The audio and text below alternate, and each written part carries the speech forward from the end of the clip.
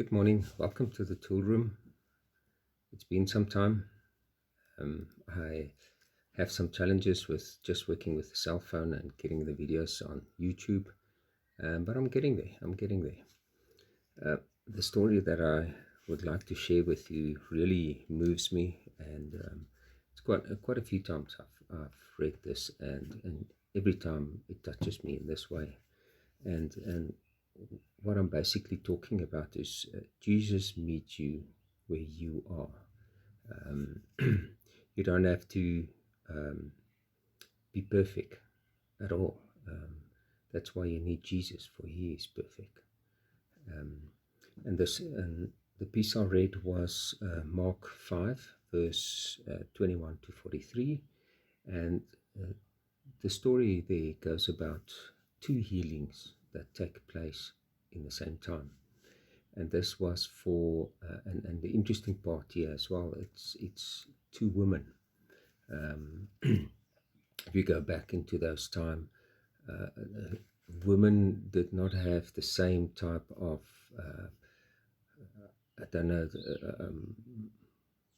it's not seen the same as men. Men had certain privileges where the women had their own, that they had to keep aside sometimes and were not allowed to be involved in certain decision making and stuff. And they had to abide to what their husband would say and move on. A lot of things have changed because of the crucifixion, where Jesus gave rights to everybody. If I can put it like that.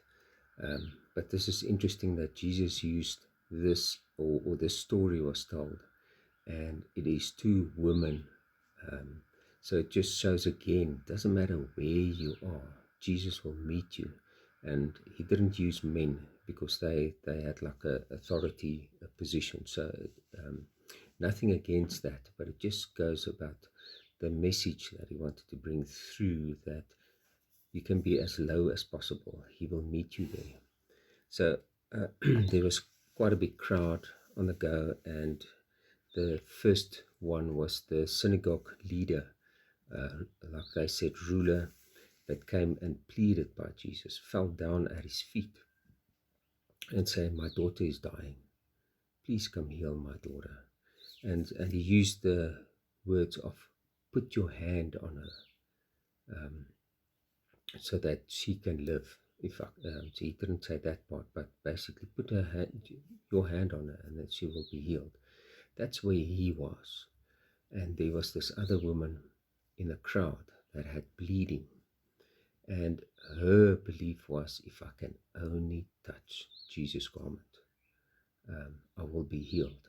So as Jesus went on His way, after the synagogue ruler pleaded, "Come to my house, put your hand on my daughter," she was in the crowd, this woman with bleeding, and she had to push through, and she touched the garment. And Jesus then stopped and said, "Somebody touched me." And this was a special touch. It's not just, "Oh, it is nice to touch you." No, this is really touching Jesus with the faith that she will be healed. And she was healed in that. And further on, if we move on now, Jesus spoke to the woman and said, your faith have healed you." And they moved on to the house of the ruler, where he would pray for the daughter or command her to get up, because he just said she was sleeping. But he got the message on their way going there. He got the message of, the daughter has passed away. And Jesus turned to the ruler and said, "Don't be afraid, just believe." And Jesus came in, and all the people that were made a scene and crying and say, "The daughter is dead," He said to the ruler, "Stand one side." And He spoke to the crowd, Jesus now, and chased them out. And that was to keep the belief for this ruler. He was interceding already there, and putting a barrier around this ruler to keep him believing. And then he went into the room, called the father and the mother, and then some of the disciples, and then spoke to the daughter and say, wake up, stand up.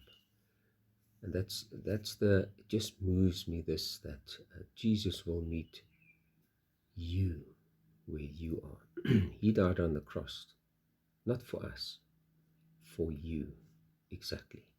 And all we need to do is to, like the ruler, bend down at his feet and say, whatever you want to say, where you are. If it is, come to me, help me, then Jesus will come and help me. If it is, if I can just do this, will you help me? He will meet you exactly where you are. If your faith is very strong and you say, I just have to stretch out my hand and he will help me, that will also help. He doesn't have a rule book that you have to, step 1, step 2, step 3, now I will help you. He will just be there. But the bottom line is, you need to bow down and say, Jesus, help me. And in this time that we're all going through, the challenges that we have there, remember, just bow down and say, Jesus, help me. And don't go and look for what is the resolution that's going to be.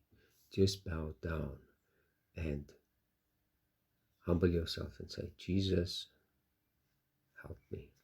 I want to pray that this message will encourage you, that Jesus will meet you exactly where you are, and he will be of help.